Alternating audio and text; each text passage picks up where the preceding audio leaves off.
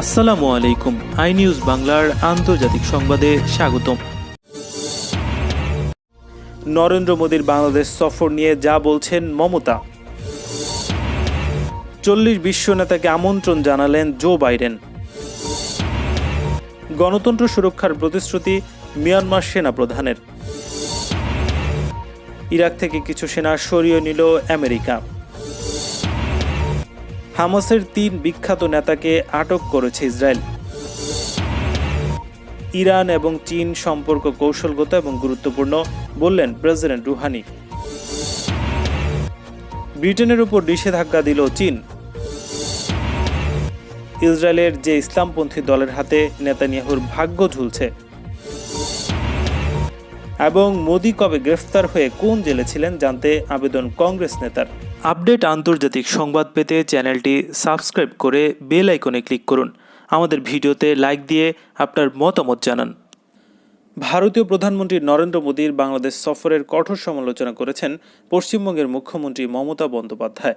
মোদীর বিরুদ্ধে আচরণবিধি লঙ্ঘনের অভিযোগ তুলে তার পাসপোর্ট বাতিলের দাবি জানিয়েছেন তিনি। শনিবার ওরাকান্দির ঠাকুরবাড়িতে যখন মাতুয়া সম্প্রদায়ের প্রতিনিধিদের উদ্দেশ্যে ভাষণ দিচ্ছেন মোদী, তখন পশ্চিম মেদিনীপুরের সভা থেকে তাকে এমন আক্রমণ করলেন মমতা বন্দ্যোপাধ্যায়। বাংলাদেশে একটি বিশেষ শ্রেণীর মানুষের জন্য মোদী ভোট চাইতে গিয়েছেন বলে অভিযোগ করেছেন তিনি। মমতা বলেছেন, বাংলায় ভোটের সময় আপনি বাংলাদেশে কেন? আপনি যদি ভোট চলাকালীন বাংলাদেশে একটি বিশেষ শ্রেণীর মানুষের জন্য ভোট চাইতে যান, তাহলে আপনার ভিসা পাসপোর্ট কেন বাতিল হবে না? নরেন্দ্র মোদীর বিরুদ্ধে নির্বাচন কমিশনে অভিযোগ জানানো হবে জানিয়ে তিনি আরও বলেছেন, আমরা নির্বাচন কমিশনের কাছে অভিযোগ করব। কখনো বলছে বাংলাদেশ থেকে মমতা সব অনুপ্রবেশ করিয়েছে, আবার কখনো বাংলাদেশে গিয়ে মার্কেটিং করছে। কে ঠিক আর কে ভুল তার জবাব চাই, নইলে যতদূর যাওয়া যায় আমরা যাব। এ প্রসঙ্গে বাংলাদেশি অভিনেতা ফেরদৌসের ভিসা বাতিলের প্রসঙ্গও টেনে আনেন মমতা। তিনি বলেছেন, ফেরদৌস নামে এক বাংলাদেশি ফিল্ম স্টার 2019 সালে লোকসভায় আমাদের এক র্যালিতে যোগ দিয়েছিল। বিজেপি এসে সরকারের সঙ্গে কথা বলে ওর ভিসা বাতিল করে দিল। আর প্রধানমন্ত্রী ভোট নোটিফিকেশন হওয়ার পর বিদেশে গিয়ে ভোট নিয়ে কথা বললে কি হয়? আপনার জন্য সব ছাড়, আর অন্যদের জন্য নয়।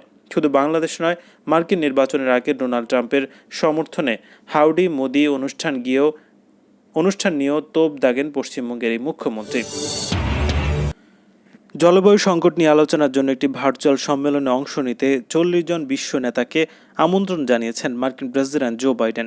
শুক্রবার হোয়াইট হাউসের এক বিবৃতিতে জানানো হয়েছে, আমন্ত্রিতদের মধ্যে রয়েছেন রুশ প্রেসিডেন্ট ভ্লাদিমির পুতিন এবং চীনা প্রেসিডেন্ট শি জিনপিং। প্যারিস চুক্তিতে যুক্তরাষ্ট্রের ফিরে আসা উপলক্ষে দুদিনের এই ভার্চুয়াল সম্মেলন আয়োজন করা হচ্ছে। ব্রিটিশ সংবাদ মাধ্যম গার্ডিয়ানের প্রতিবেদনে তথ্য জানা গেছে, জলবায়ু পরিবর্তনের হুমকি মোকাবেলায় বৈশ্বিক পদক্ষেপ গ্রহণের জন্য 2015 সালে প্যারিস জলবায়ু চুক্তি গ্রহণ করা হয়। চুক্তিতে এই শতাব্দীতে বৈশ্বিক তাপমাত্রা 2 ডিগ্রি কমিয়ে আনার লক্ষ্যমাত্রা নির্ধারণ করা হয়েছে। বিশ্বের প্রথম কোনো দেশ হিসেবে 2020 সালে এই চুক্তি থেকে যুক্তরাষ্ট্রকে বের করে নিয়ে যান তৎকালীন প্রেসিডেন্ট ডোনাল্ড ট্রাম্প। তবে বর্তমান প্রেসিডেন্ট জো বাইডেন ক্ষমতা গ্রহণের প্রথম দিনেই ওই চুক্তিতে ফিরে গেছেন। ওই ফেরাকে স্মরণীয় করে রাখতে দুদিনের ভার্চুয়াল সম্মেলন আয়োজন করেছে যুক্তরাষ্ট্র। এতে শি জিনপিং এবং ভ্লাদিমির পুতিনকে আমন্ত্রণ জানানো প্রসঙ্গে জো বাইডেন বলেছেন, তারা আমন্ত্রণের কথা জেনেছেন, যদিও আমি এখন পর্যন্ত কারোর সঙ্গেই কথা বলিনি। আগামী 22 এপ্রিল ধরিত্রী দিবসের দিনেই শুরু হবে এই সম্মেলন। এছাড়া আগামী নভেম্বর স্কটল্যান্ডের গ্লাসগোতে অনুষ্ঠিত হতে যাচ্ছে জাতিসংঘের জলবায়ু সংকট সংক্রান্ত একটি বড় সম্মেলন। তবে করোনা ভাইরাস মহামারীর কারণে বাইডেন আয়োজিত সম্মেলনটি পুরোপুরিভাবে অনলাইনে অনুষ্ঠিত হবে। হোয়াইট হাউস জানিয়েছে, এই সম্মেলনে যুক্তরাষ্ট্র 2030 সালের মধ্যে কার্বন নিঃসরণ কমিয়ে আনার লক্ষ্য ঘোষণা করবে। মিয়ানমারের জনগণকে সুরক্ষা এবং ফের নির্বাচনের আয়োজনের মাধ্যমে গণতন্ত্রকে সমুন্নত রাখার প্রতিশ্রুতি দিয়েছেন মিয়ানমারের সেনাপ্রধান মিন অং হা। শনিবার সশস্ত্র বাহিনী দিবসে রাষ্ট্রীয় টেলিভিশনে জাতির উদ্দেশ্যে দেয়া এক ভাষণে তিনি বলেছেন, গণতন্ত্রের সুরক্ষায় মিয়ানমার সেনাবাহিনী পুরো জাতির সঙ্গে হাতে হাত রেখে কাজ করতে চায়। যে দাবিতে নৃশংস কর্মকাণ্ড ঘটানো হচ্ছে, যার ফলে দেশের স্থিতিশীলতা এবং নিরাপত্তা ব্যবস্থা বিনষ্ট হচ্ছে, সেটা সঠিক দাবি নয়। তবে কবে নাগাদ তিনি এই নির্বাচনের আয়োজন করবেন তা নিশ্চিত করে বলেননি। তিনি বলেছেন, গণতান্ত্রিকভাবে নির্বাচিত নেতা অং সান সু চি এবং তার দল ন্যাশনাল লিগ ফর ডেমোক্রেসির বেআইনি কার্যকলাপের কারণে সেনাবাহিনী ক্ষমতা দখল করেছে। এদিকে মিয়ানমারের নিরাপত্তা বাহিনী শনিবার গুলি করে অন্তত 36 বিক্ষোভকারীকে হত্যা করেছে। জান্তা সরকার বলছে, তারা জনগণকে সুরক্ষা এবং গণতন্ত্রের জন্য লড়াই করছে। দেশটির জেনারেলরা যখন সশস্ত্র বাহিনী দিবস পালন করছে তখনও বিক্ষোভ নিয়ে রাস্তায় নেমে আসেন গণতন্ত্রকামীরা। যদিও এর আগে তাদের পিঠে এবং মাথায় গুলি করে হত্যার হুঁশিয়ারি করে দেওয়া হয়েছিল। শনিবার বাণিজ্যিক রাজধানী ইয়াঙ্গুন, মান্দালা সহ বিভিন্ন শহরে আটকদের মুক্তি এবং গণতন্ত্র ফিরিয়ে দেওয়ার দাবিতে বিক্ষোভ করতে দেখা গেছে। জান্তা বিরোধী গোষ্ঠী বিআরপিএইচ এর মুখপাত্র ডক্টর শাসা বলেছেন, আজকের দিনটি সশস্ত্র বাহিনীর জন্য লজ্জাজনক। ৩ শতাধিক নিরপরাধ মানুষকে হত্যার পর সশস্ত্র বাহিনী দিবস পালন করছেন জেনারেলরা। ইয়াঙ্গুনের দালা উপশহরে পুলিশ স্টেশনের বাইরে বিক্ষোভে জড়ো হওয়া লোকজনের উপর এলোপাতাড়ি গুলি করে নিরাপত্তা বাহিনী। ইরাকের কুর্দিস্তানের ইরবিল ঘাঁটি থেকে একদল মার্কিন সেনা দেশে ফিরে গেছে। ইরাকের বিভিন্ন সূত্র এ তথ্য জানিয়েছে। এসব সেনাকে ইরাক থেকে সরাসরি আমেরিকার টেক্সাসের ফোর্ট ব্লিস ঘাঁটিতে নিয়ে যাওয়া হয়েছে। ইরাকি সূত্রগুলো বলছে, সেনা সরিয়ে নেয়ার খবর সত্য হলেও এটা অস্পষ্ট যে কয়জন সেনা দেশে ফিরে গেছে। এর আগে খবর আসছে, ইরাক থেকে সেনা প্রত্যাহারের বিষয়ে মার্কিন কর্মকর্তারা আগামী মাসে বাগদাদের সঙ্গে আলোচনায় বসবে। সম্প্রতি ইরাকে মার্কিন সেনা এবং তাদের সহযোগীদের বিরুদ্ধে হামলা বেড়েছে। গত কয়েক মাসে মার্কিন সামরিক বহর লক্ষ্য করে কয়েক দফা হামলা হয়েছে। ইরবিল ঘাঁটিতেও হামলার ঘটনা ঘটেছে। হামলা থেকে রক্ষা পেতে ইরাকে নতুন নতুন সামরিক সরঞ্জাম এনেছে মার্কিন সেনারা, কিন্তু তাতেও শেষ রক্ষা হচ্ছে না। ইরাকের সংসদ এর আগে মার্কিন সেনা প্রত্যাহারের আহ্বান জানিয়ে একটি প্রস্তাব পাশ করেছে। অধিকৃত পশ্চিম তীরের হেব্রন শহর থেকে 3 বিখ্যাত হামাস নেতাকে গ্রেফতার করেছে ইসরায়েলি সেনারা। প্রত্যক্ষদর্শীরা আনাদুল এজেন্সিকে বলছেন, ফিলিস্তিনি আইন প্রণেতা এবং হেরবেন হামাসের উচ্চপদস্থ নেতা হাতেম কাফিসাকে ইসরায়েলি সেনাবাহিনী গ্রেফতার করেছে। সাবেক স্থানীয় সরকার মন্ত্রী ইসা আল জাবারি এবং একজন উচ্চপদস্থ হামাস নেতা মাজেল আল নাটসাকেও গ্রেফতার করা হয়েছে। এই 3 নেতা এর আগে বহুবার ইসরায়েলি সেনাদের মাধ্যমে গ্রেফতার হয়ে জেলে ছিলেন। মে মাসে ঘোষিত ফিলিস্তিনের নির্বাচনকে সামনে রেখে ইসরায়েল হামাসের সদস্যদের গণহারে গ্রেফতার করছে। ইসরায়েলি পরিকল্পনার ব্যাপারে হামাস সতর্কও করেছে। ফেব্রুয়ারিতে হামাসের গুরুত্বপূর্ণ অনেক নেতাকে গ্রেফতার করা হয়েছে। তাদের মধ্যে আছেন মুস্তাফা আল সানার, আদনান আসফর, ইয়াসের মনসুর, খালিদ আল হাজ, আব্দুল বাসেদ আল হাজ, ওমর হানবিল এবং হাজি সাওফেত। হামাস বলছে, ইসরায়েলি কর্তৃপক্ষ ফিলিস্তিনের নির্বাচনকে ব্যাহত এবং নির্বাচনের ফলাফলকে প্রভাবিত করতে যাচ্ছে। হামাস আর অভিযোগ করেছে যে ইসরায়েলি কর্তৃপক্ষ তাদের সদস্যদের ভয় দেখাচ্ছে। তাদের হুমকি দিয়ে বলা হচ্ছে যে যদি তারা সামনে নির্বাচনে দাঁড়িয়ে থাকে তাহলে তাদের জেলে ঢোকানো হবে। 22 মে ফিলিস্তিনিদের আইনসভার নির্বাচন, প্রেসিডেন্ট নির্বাচন 31 জুলাই আর জাতীয় কাউন্সিল নির্বাচন 31 আগস্ট। ইসলামী প্রজাতন্ত্র ইরানের প্রেসিডেন্ট ডক্টর হাসান রুহানি বলেছেন, চীনের সঙ্গে তার দেশের সম্পর্ক হচ্ছে কৌশলগত এবং গুরুত্বপূর্ণ। চীনের পররাষ্ট্রমন্ত্রী ওয়াং ইর সঙ্গে বৈঠকে শনিবার একথা বলেছেন তিনি। রুহানি বলেছেন, দুদেশই অর্থনৈতিক এবং রাজনৈতিক অঙ্গন সহ সব ক্ষেত্রে দীর্ঘমেয়াদের সম্পর্ক এবং সহযোগিতা জোরদারে আগ্রহী। এ সময় রুহানি আন্তর্জাতিক ফোরামে বিশেষ করে পরমাণু সমঝোতা, মার্কিন আধিপত্যকামিতার মোকাবেলায় ইরানের অবস্থানের প্রতি চীনের সমর্থনের প্রশংসা করেন। তিনি বলেন, পরমাণু সমঝোতা বাস্তবায়নের ক্ষেত্রেও দুদেশের সহযোগিতা গুরুত্বপূর্ণ ভূমিকা পালন করবে।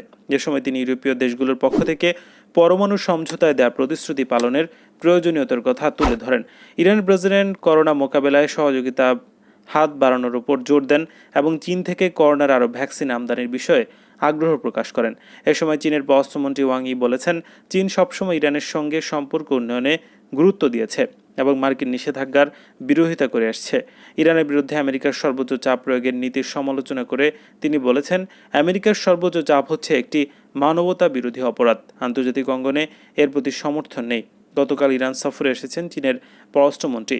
তিনি তেহরানে 25 বছর মেয়াদী দ্বিপক্ষীয় কৌশলগত অংশীদারিত্ব চুক্তিতে সই করেছেন।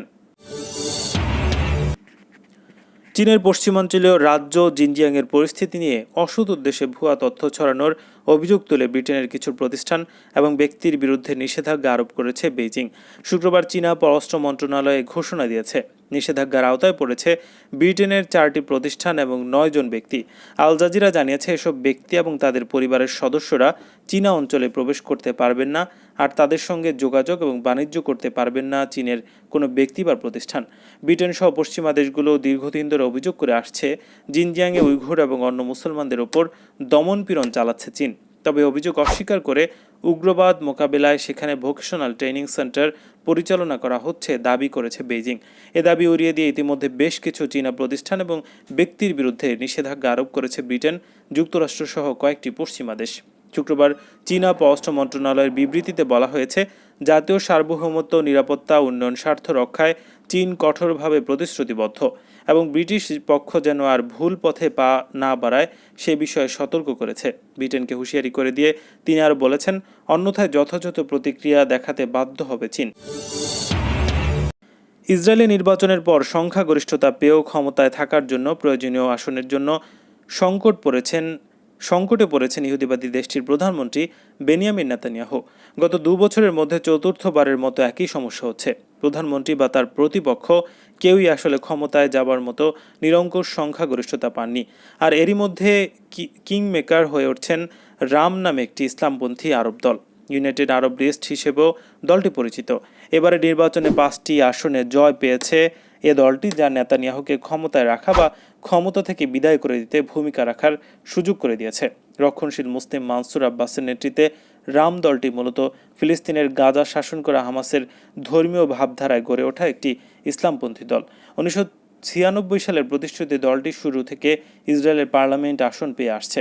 যদিও 2009 সালের নির্বাচনে অংশ নেওয়ার ক্ষেত্রে তাদের ওপর নিষেধাজ্ঞা দিয়েছিল দেশটির নির্বাচনী কর্তৃপক্ষ।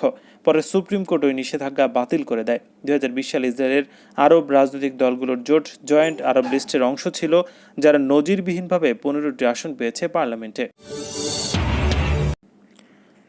বাংলাদেশের মহান স্বাধীনতাকে সমর্থন করায় নরেন্দ্র মোদী গ্রেফতার হয়েছিলেন, এমনকি তাকে কারাগারেও যেতে হয়েছিল। শুক্রবার বাংলাদেশের স্বাধীনতার সুবর্ণ জয়ন্তী এবং বঙ্গবন্ধুর জন্মশতবার্ষিকী অনুষ্ঠানে যোগ দিয়ে এ তথ্য জানান ভারতের বর্তমান প্রধানমন্ত্রী নরেন্দ্র মোদী।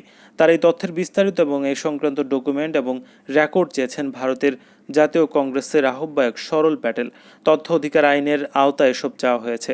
শুক্রবার ভারতের প্রধানমন্ত্রীর কার্যালয়ে পাবলিক তথ্য কর্মকর্তার কাছে আরটিআই ফাইল করেন সরল প্যাটেল। এ বিষয়ে জানিয়ে টুইটারে তিনি লিখেছেন, আমি জানতে আগ্রহী যে তিনি কোন ভারতীয় আইনের অধীনে গ্রেফতার হয়েছিলেন, গ্রেফতারের সময় তিনি কোন কারাগারে ছিলেন। তথ্য চেয়ে সরল প্যাটেল তার আবেদন উল্লেখ করেন। মোদী কখন এবং কবে গ্রেফতার হয়েছিলেন, তার নির্দিষ্ট তারিখ, তাকে কোন কারাগারে রাখা হয়েছিল, গ্রেফতার সংক্রান্ত সব ডকুমেন্টস এবং রেকর্ড সরবরাহ করবেন। ভারতের প্রধানমন্ত্রী নরেন্দ্র মোদী বলেছেন, বাংলাদেশের স্বাধীনতার সংগ্রামে অংশ নিয়ে আমার জীবনের প্রথম আন্দোলনগুলোর মধ্যে একটি ছিল, যখন আমি এবং আমার অনেক সহকর্মী বাংলাদেশের মানুষের স্বাধীনতার জন্য সত্যাগ্রহ করেছিলাম। বাংলাদেশের স্বাধীনতার সমর্থন করে আমি গ্রেফতার হয়েছিলাম এবং কারাগারেও ছিলাম। অর্থাৎ বাংলাদেশের স্বাধীনতার জন্য যতটা আকুলতা এখানে ছিল, ততটা আকুলতা সেখানেও ছিল।